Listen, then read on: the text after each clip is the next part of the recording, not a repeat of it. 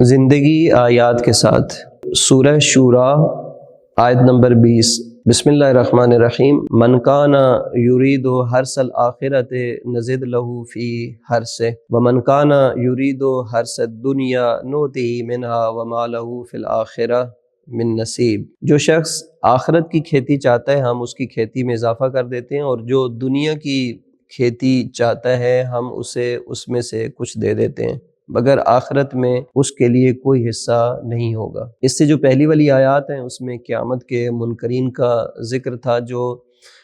تمسخر کے انداز میں یہ سوال کرتے تھے کہ اگر قیامت حق ہے تو جلد کیوں نہیں آتی۔ اس آیت میں پروردگار عالم انہی کے اس اعتراض اور سوال کا جواب ایک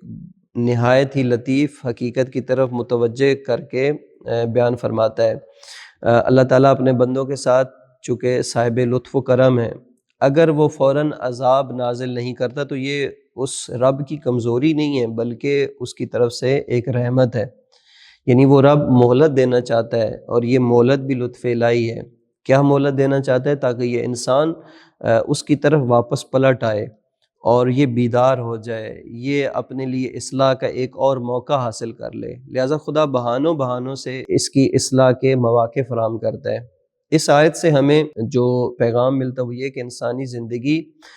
دراصل ایک کھیتی ہے، اور انسان اس میں ایک کسان کی مانند ہے۔ دنیا اس کی زمین ہے اور اس کے اعمال اس زمین میں بوئے جانے والے بیج ہیں۔ کوئی انسان چاہے یا نہ چاہے وہ مسلسل کچھ نہ کچھ اس دنیا کی زندگی جو کھیت ہے اس کے اندر کاشت کر رہا ہے، کیونکہ زندگی کی زمین کبھی خالی نہیں رہتی۔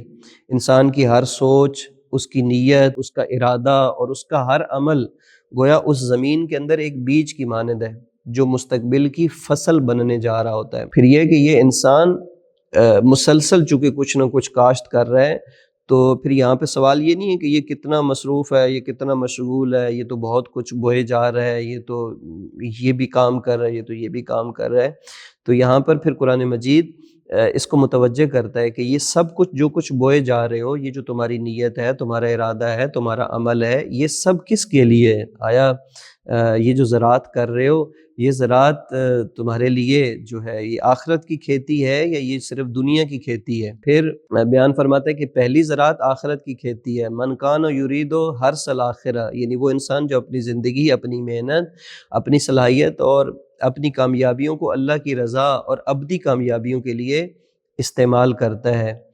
تو وہ شخص دنیا میں کاروبار بھی کرتا ہے، وہ تجارت بھی کرتا ہے، وہ معاشرہ بھی بناتا ہے، علم بھی حاصل کرتا ہے اور طاقت بھی حاصل کرتا ہے، لیکن اس کے یہ سارے کام صرف اللہ رب العالمین کے لیے ہوتے ہیں۔ اس کی نیت خدائی ہوتی ہے اور اس کا مقصد خداوند متعال کی ذات اقدس ہوتا ہے۔ اس کے بارے میں فرمایا گیا ہے کہ نزد لہو فی حرثہ، ہم اس کی کھیتی میں اضافہ کرتے ہیں جو اس نیت سے اپنے اعمال اس دنیا کی زندگی میں کاشت کرتا ہے، اور یہ شخص اس سے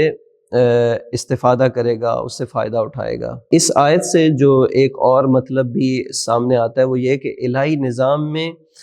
چاہے عمل محدود ہی کیوں نہ ہو مگر اس کا اجر بڑھا دیا جاتا ہے۔ کوشش مختصر ہوتی ہے لیکن اس کا اثر دائمی ہو جاتا ہے، اس کا جو نتیجہ ہے وہ ابدی بن جاتا ہے، اور اسی کو ہی برکت کہتے ہیں۔ یعنی جو برکت کا مفہوم ہے وہ یہی ہے کہ انسان چاہے مختصر عمل ہی کیوں نہ انجام دے، اگر وہ اللہ تبارک و تعالیٰ کے لیے ہے تو پھر اس کا جو نتیجہ اور اس کا اثر ہے نا وہ اس دنیا کے اندر بھی اور آخرت میں بھی ہے، یعنی اس کی وسعت بہت زیادہ ہو جاتی ہے، اور یہی جو ہے وہ برکت کا بھی ایک مفہوم ہے۔ اچھا، دوسری طرف قرآن مجید فرماتا ہے کہ وَمَنْ كَانَ يُرِيدُ حَرْثَ الدُّنْيَا، کہ وہ شخص کے جس کا مقصد صرف دنیا ہے، اس کو آخرت کی کوئی فکر نہیں ہے، اس کو کوئی کسی ذمہ داری کا احساس نہیں ہے، اس کے سامنے کوئی الہی مقصد مد نظر نہیں ہے، تو ایسا انسان بھی اللہ کی عطا سے محروم نہیں رہتا، کیونکہ خداوند متعال فرماتا ہے کہ اگر وہ اپنی زندگی جو اس کے لیے ایک کھیت کی مانند ہے، اگر اس کے لیے وہ نؤتہ منہا، یعنی اس کے اندر جو کچھ وہ کاشت کرتا ہے اور بوتا ہے، ہم اسے دنیا میں سے اسے کچھ دے دیتے ہیں، اسے عطا کر دیتے ہیں، نؤتہ منہا،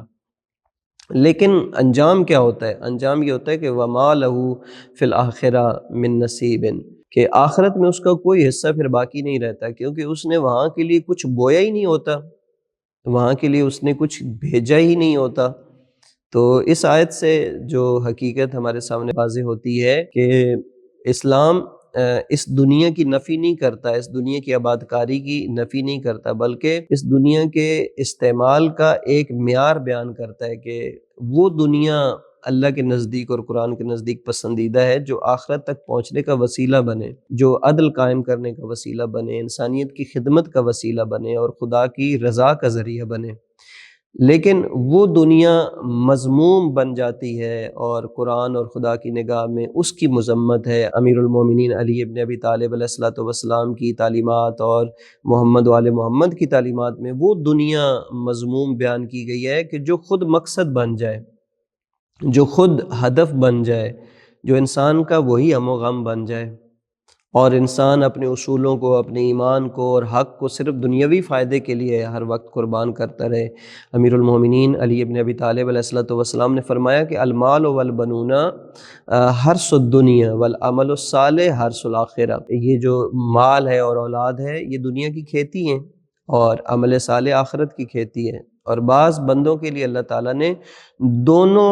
چیزوں کو جمع کر دیا ہے، یعنی اللہ تعالیٰ نے دنیا میں بھی ان کے لیے وافر حصہ رکھا ہے اور آخرت میں بھی اللہ تبارک و تعالیٰ نے ان کے لیے ایک بڑا حصہ رکھا ہے۔ بس ہمارے لیے